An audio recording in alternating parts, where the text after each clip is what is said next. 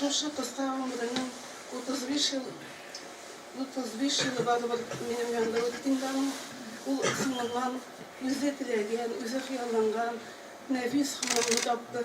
Bir de nişke bildi hanım aydınız, bileylerim. Taptım şundan yarattı, yaratışıp yaşadılar. Benim könlümde bir güne de kine bulmadım bu hafta. Kişi durmuşta dil yonarlıp durardı iş.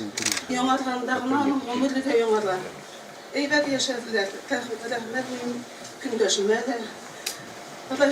Rafiq, bəxiyli bunu senin oğlanın kuşuma hatta. Onda senin mərcənilərdən, Tukaylardan gelen yılaq babaların götüttüler.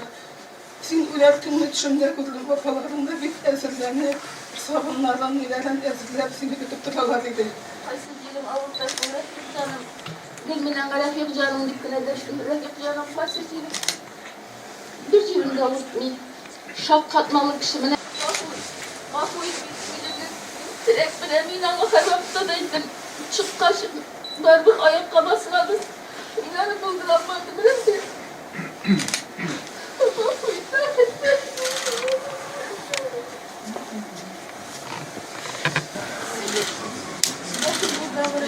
ben yine alışmam.